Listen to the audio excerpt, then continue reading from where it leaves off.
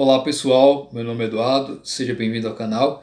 Esse é o vídeo para falarmos sobre um dos maiores obstáculos intelectuais e que é pouco comentado hoje em dia, embora seja muito frequente esse obstáculo intelectual. Eu vou falar com você sobre um pré-julgamento de obras, ou seja, quando a pessoa julga uma obra antes mesmo de ler, simplesmente pelo fato de que aquele autor tem uma visão política, ideológica, uma visão de mundo diferente da sua. Né? Um exemplo claro que eu posso dar, né? É uma pessoa que se diz conservadora não lê livros de Karl Marx, livros de ideologias progressistas. Ou uma pessoa que é ideologicamente progressista diz que não quer ler livros conservadores, livros liberais, etc. Ou mesmo em questões religiosas, né? Uma pessoa que se diz católica diz que não vai ler livros de uma pessoa que é protestante simplesmente pelo fato dela ser protestante. Ou uma pessoa que é protestante não lê o livro do católico simplesmente pelo fato de dizer que ele é católico, portanto ele tem uma visão de mundo diferente da dele e não vai ler aquele livro. E esse é um grande obstáculo para a verdade. Eu não estou dizendo necessariamente que o católico tem que só ler livros de protestantes a vida inteira, ou que o protestante tem que só ler livro do católico a vida inteira, ou que aquele que tem a visão ideológica leia sempre a outra obra. Não, na verdade eu estou dizendo que quando você for buscar algo verdadeiro, quando você for buscar uma informação que vai te levar e te conduzir a algo verdadeiro, você tem que procurar mesmo naquelas obras que tenham possivelmente um autor que entra em conflito com a sua visão ideológica, com a sua visão religiosa.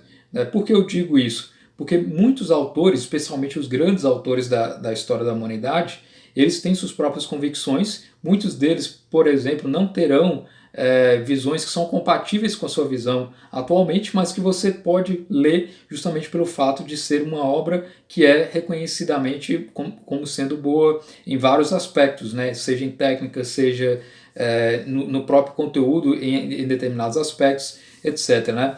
E esse conflito, né, do que ler diante da visão de mundo diferente daquele autor, isso é algo muito comum e muito antigo, né?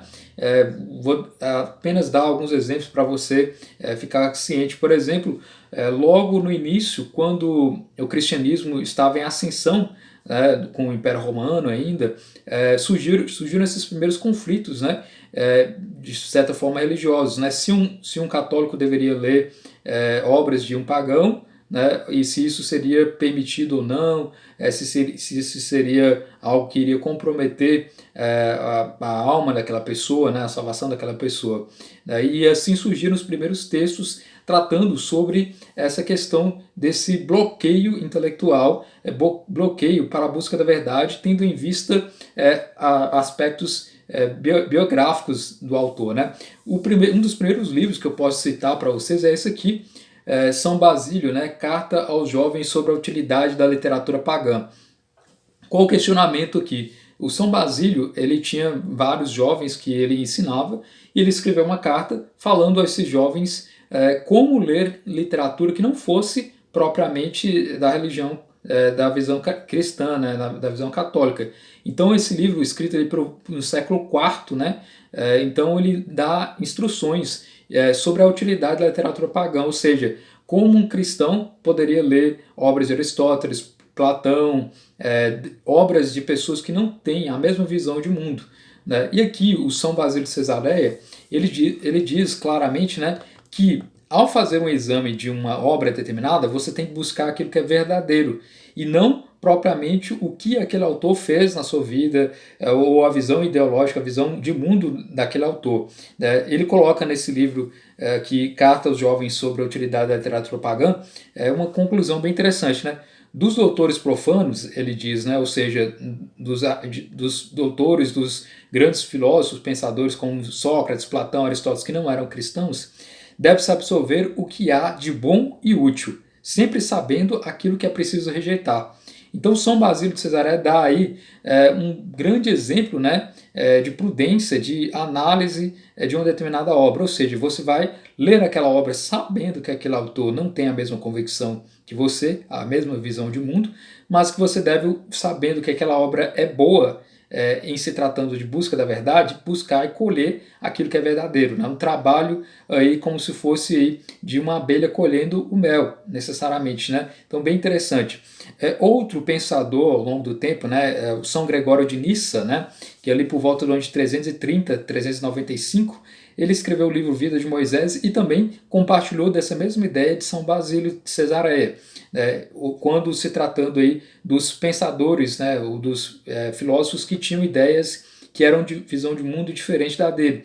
E ele diz o seguinte: os que são chamados filósofos, especialmente os platônicos, quando puderam, por vezes, enunciar teses verdadeiras e compatíveis com a nossa fé, é preciso não somente não serem eles temidos nem evitados, mas antes que reivindiquemos essas verdades para o nosso uso, como alguém que retoma seus bens a possuidores injustos. Ou seja, se algum filósofo, se algum pensador, mesmo com visão diferente da cristã, falou algo verdadeiro, você tem que buscar aquilo e utilizar aquilo como sendo verdadeiro, porque realmente aquilo é verdadeiro. A verdade ela não pode ser desmentida, desdobrada ou esquecida, né? Quem busca verdadeiramente a verdade não vai se importar com o autor em si daquela obra, e sim com o que ela diz de verdadeiro, né?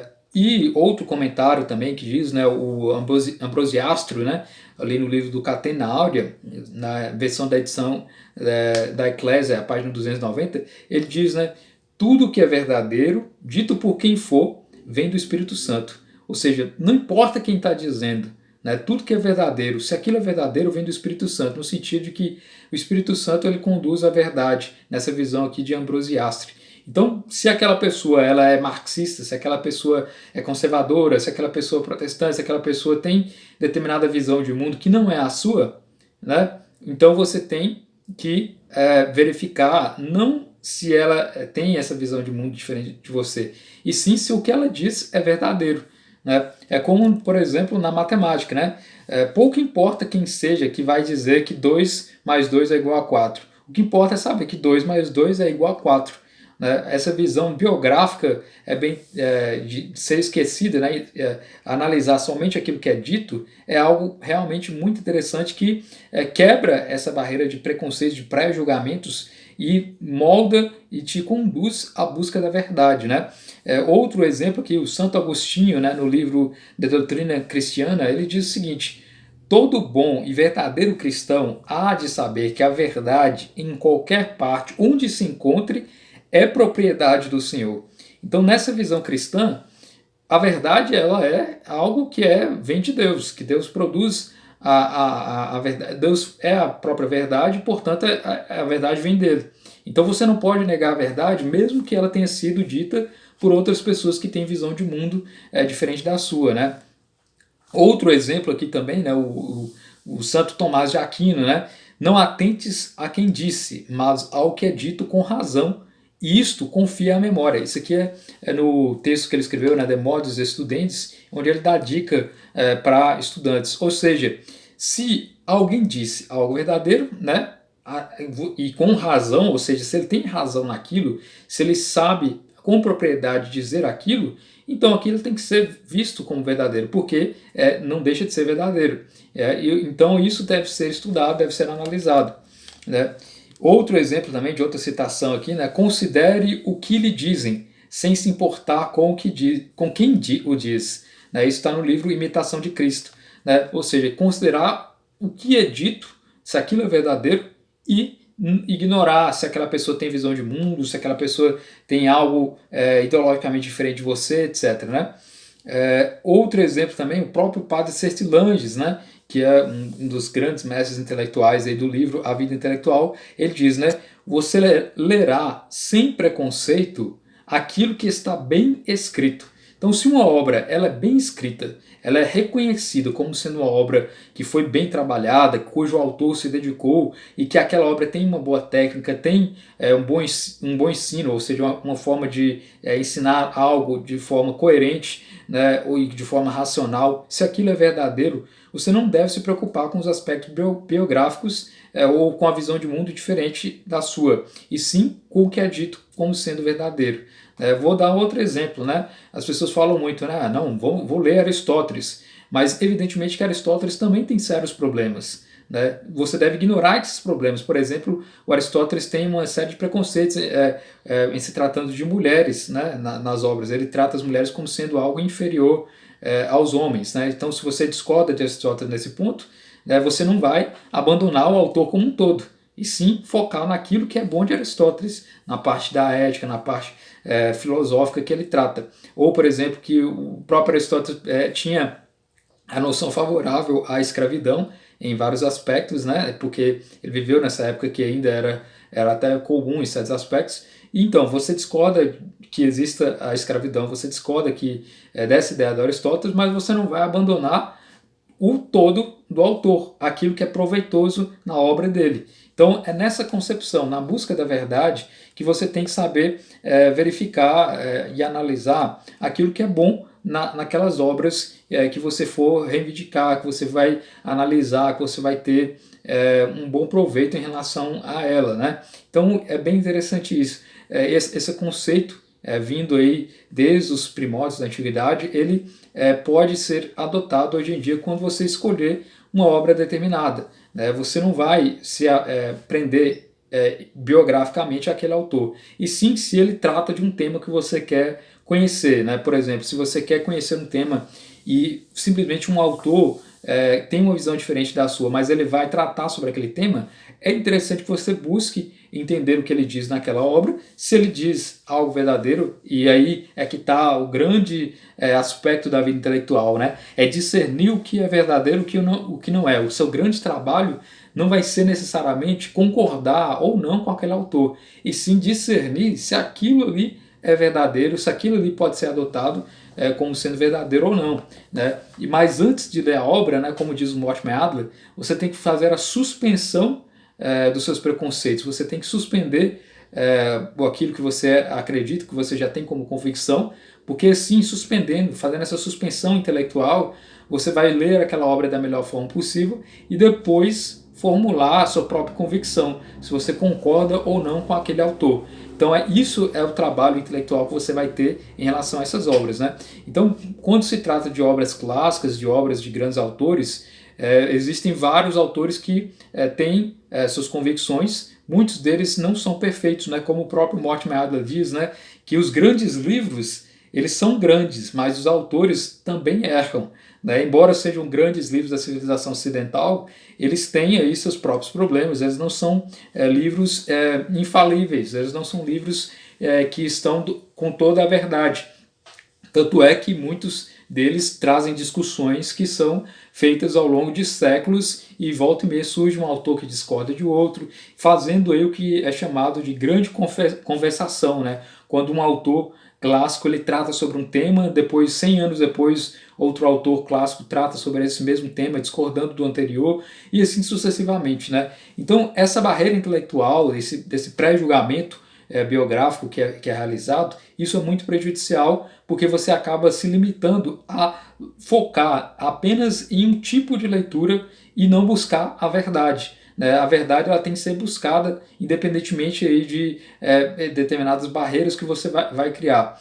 Agora, certamente você não vai ler todas as obras que são obras que contrariam ou que têm visão de mundo diferente da sua. Você tem que fazer esse exercício quando você for buscar algo, fazer uma pesquisa determinada, quando você for examinar algo buscando a verdade. Né? E aí você acaba se deparando com uma obra determinada. Então, por exemplo, quando você quer saber sobre, por exemplo, o conceito de liberdade, esse conceito de liberdade você vai analisar ele em obras, tanto aí de Aristóteles, Platão, Kant, outras obras que você pode ver que o autor pode ter visão de mundo diferente da sua, mas você tem que buscar aquilo que é verdadeiro nessa obra. Então esse é o grande ensinamento desses grandes autores ao longo de todas essas eras que foram repassando que o intelectual ele não pode ter um pré-julgamento em se tratando da obra, ele tem que sim buscar a verdade, independentemente da visão do mundo discordante daquele autor. Uma prova grandiosa disso é o Santo Tomás de Aquino, né, que leu as obras, por exemplo, de Averroes, e leu essas obras de Averroes e reconheceu nelas que ele era um grande autor, né? Mesmo ele sendo islâmico, né? Tendo uma visão de mundo diferente da do São Tomás de Aquino, que era católico. Ou, por exemplo, o que ele lia, Aristóteles, né? Ou, por exemplo, também Santo Agostinho, né? Que lia obras de autores que eram pagãos, né? Como, por exemplo, Platão, mas que extraía dali o que ele entendia como sendo verdadeiro e formava suas próprias convicções.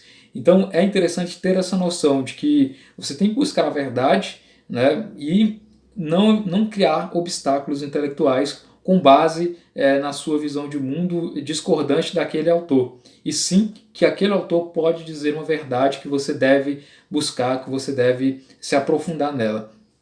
Então é isso, espero que você tenha gostado desse vídeo. Se inscreva no canal, curta, compartilha. Muito obrigado pela atenção.